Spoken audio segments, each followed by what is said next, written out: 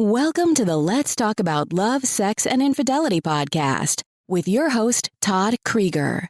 Todd has over 35 years of experience working with thousands of couples as a licensed therapist in his private practice. Todd shares his insights on this show.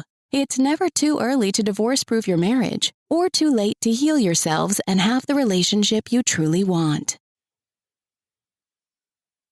Hi, everybody. This is Todd Krieger. And today have a video for you, a talk for you that is titled Creating a Safe Place to Heal Trauma. Now, what I mean by this is a safe place for you to heal your trauma. This is not, I know I talk a lot about couples. This is not about how you could help somebody else have a safe place, but how to create a safe place for yourself to heal trauma. I thought that was an important process. I could talk about some of those things another time, but that is what this is about. So what do I mean by creating a safe place? A safe place is a place where you feel open to exploring. You know, when a person is full of self-judgment and a person is full of self-loathing, or a person is stuck in terror, it's very difficult to, of course, create a safe place. So that's what this is about. Now, I acknowledge that it takes a lot of courage to face trauma. I work with people who've been traumatized, thousands and thousands of times, and I am inspired by the people that reach out for me. And whether you're working with a therapist or at the moment you're not, even though I do think that if you are dealing with something like post-traumatic stress, it probably is a good idea to have a professional such as myself. But either way, there's certain things you're going to need to do to help you facilitate that healing of the trauma. And like I said, creating a safe place, a place where it's safe to explore, a place where it's safe to investigate, a place where it's safe to feel your feelings. So when I say a safe place, we're talking about, of course, physically, you need a safe place. I have never been able to help someone, for example, who's been traumatized when the trauma is continuing in the present time. For example, a person who's been traumatized by an abusive partner, but still in the relationship and the partner's still abusing them. I mean, here you are not safe. And so there has to be a safe place. I have to begin right there. Another example, since I do a lot of work, as many of you might already know, with infidelity, if a person is continuing to have secrets and hold back and do the same behaviors that they did before when they were having the secret of infidelity, then you are still not safe. And you're not in a physically safe place to heal from that trauma because the elements of that trauma are still continuing. So you want to create a safe place physically. Now, a safe place emotionally is a place where you are able to, and I'm going to connect it with a few things here. You connect to either be by yourself or with others where it's safe to feel. It's safe to be vulnerable, safe to not hide.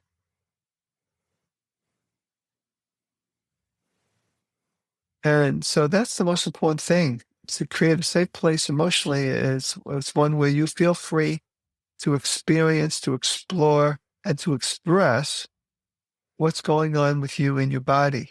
Because trauma is held in the body. And there are all kinds of defense mechanisms that people have to not feel. So we want to create that safe place so that you can at least begin that process of feeling your feelings, investigating what you're experiencing so that you can process them. Because the truth is that how we heal from trauma is through processing. And we only can process when we feel safe. And so there's psychological safety, there's emotional safety, and then lastly, there's psychological safety. It's related to emotional safety, but it's where you feel accepting of you, like you will not turn against you. Again, this video is about you, and this talk is about you being able to create a safe place for you to heal. So even though it's nice to have other people to be kind to you, it starts with you. And to create a safe place psychologically, it's really very important for you to have self-compassion. And that's something that I definitely will address here with you. Before I do that, I want to briefly address the nervous system and trauma responses. And I could tell you that the common ones that we hear is fight, flight, or freeze. There's also fawn. Fight or flight is usually when we're in movement. Our defense is to move, either to fight, yell, scream, or to withdraw, run from the situation. Now, again, sometimes that's very appropriate, and that's a good thing. The sympathetic nervous system that's responsible for the fight or flight response, we need it because sometimes we're truly in danger. And that's why it's so important for you to get out of any unsafe current situations so that you can deal with trauma that's happened in the past, even the recent past. So the fight or flight. The freeze response comes from the vagus nerve. I don't want to get too much into it, but the vagus nerve is a long nerve that starts from the brainstem, goes all the way down through the body to the small intestines, and affects a lot of the organs. And when a person freezes, it's probably the oldest and most archaic way of dealing with threat. These are all ways of dealing with threat, and the nervous system will just shut down or dissociate from the experience, and it's not conscious, so you don't want to blame yourself for these kinds of responses. You just want to make sure that you don't judge yourself for any of those things. And then the last one I mentioned was fawn. Fawn is when you try to appease and please and adapt. So these are all ways the nervous system can cope with feeling a threat. And so what we really want to do is create a sense of internal safety. Because when we create a sense of internal safety, I'll just say this, when we freeze, it's the dorsal part of our vagus nerve that gets activated. But when we feel safe enough, when we feel threatened or stressed in some way, we have the capacity to reach out to others, to let others be a part of our healing. And we only can do that when we feel safe. That's when the ventral part of the vagus nerve gets activated. Yeah, I'm not going to get too much into it, but basically the most advanced way of dealing with stress and threat is when we can just feel safe enough to regulate with other people, to let them be there for us, which is going to be a very important part of what you need to do. But let me start with internal safety. So you need to have a safe space. And so one of the best, easiest, quickest ways to do that is to just breathe, to practice breathing and exhaling and quieting your mind. You might imagine yourself breathing in deep into the belly.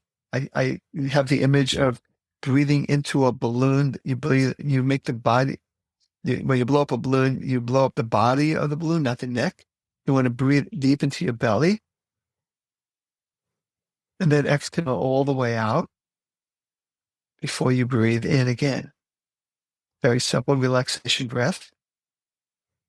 The other breath exercise that I'll mention is the 2-to-1 ratio breath, where you exhale twice as long as you inhale. So you can breathe into a count of 2, exhale 4, 3, 6, 4, 8. Just do it slow.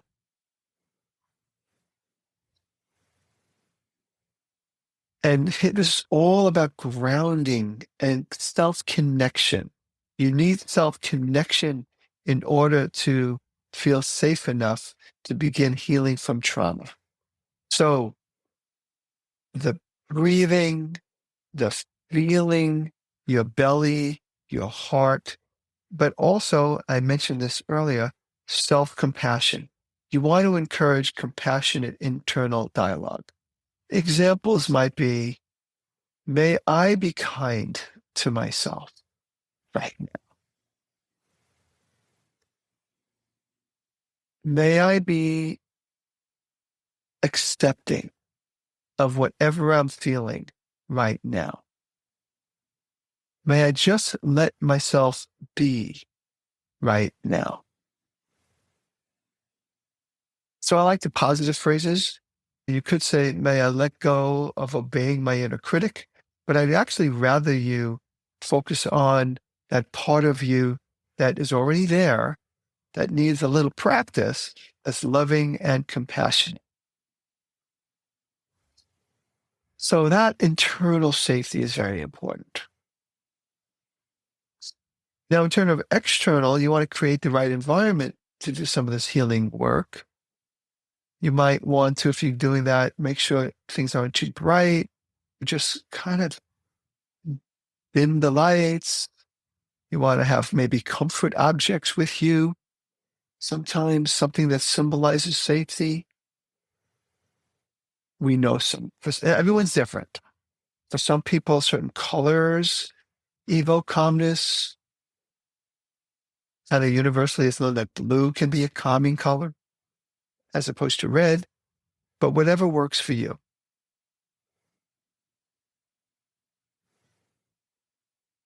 You want to just slow down, shut off all media. It's all part of creating the right environment.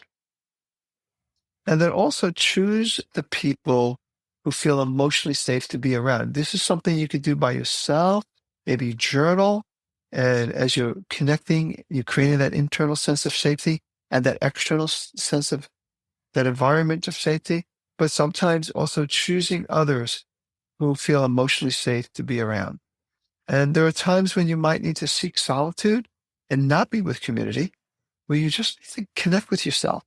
And there's times when you might intuitively go, I need someone to help me with this, or I need support right now.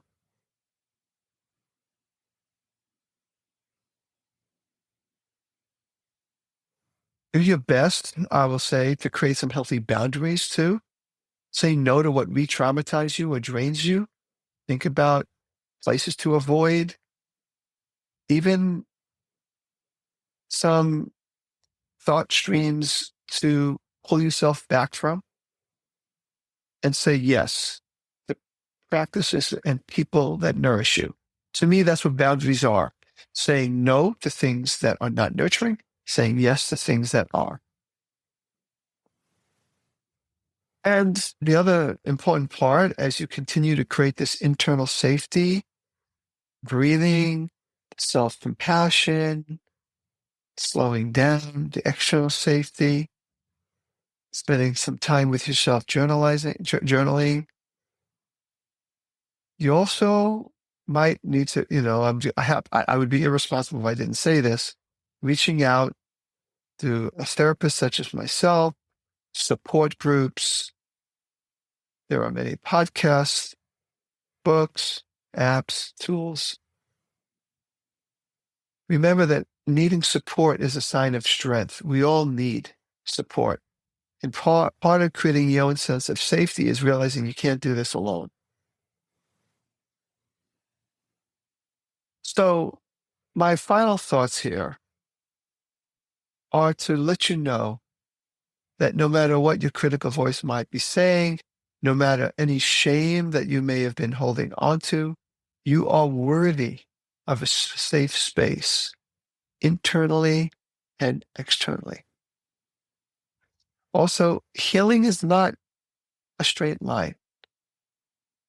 It's okay to take your time, realize that sometimes you start to feel like, wow, I'm starting to feel better, and then something comes up, maybe you get triggered, and that's normal.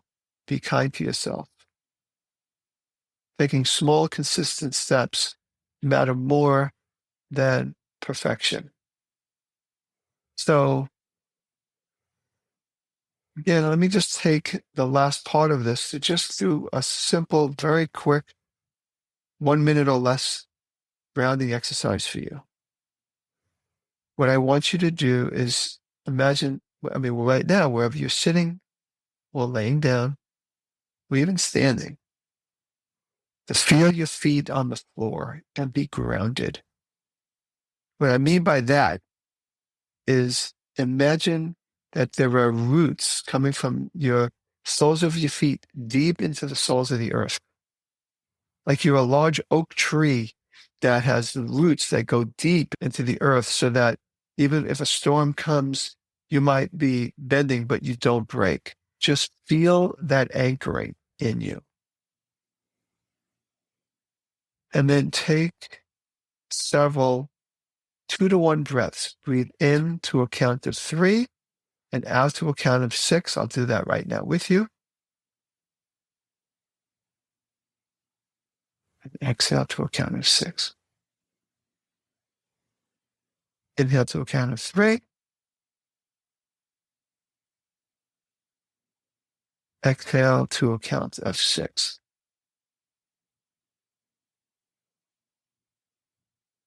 And then really immerse yourself in the phrases, may I be kind to myself right now. May I 100% accept myself no matter what's going on, no matter what I am experiencing right now. So do that.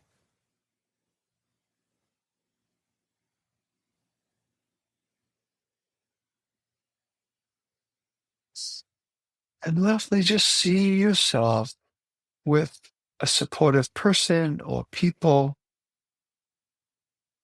Hopefully you have an image of those people. If you don't, you could think of anybody that is not in your life that you would imagine would be safe.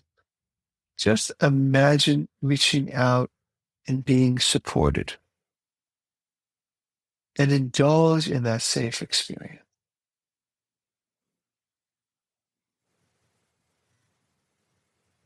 And you can continue doing this even after this talk is concluded if you want to sit in that space. As you continue to create an internal and external environment of safety.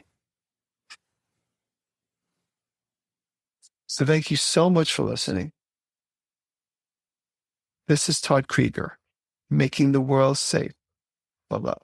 That's it for today's episode of Let's Talk About Love, Sex, and Infidelity podcast with your host, Todd Krieger. For free resources and materials, head over to toddkrieger.com. Loved this episode? Head over to iTunes and subscribe, rate, and leave a review. We'd really appreciate it. Thank you.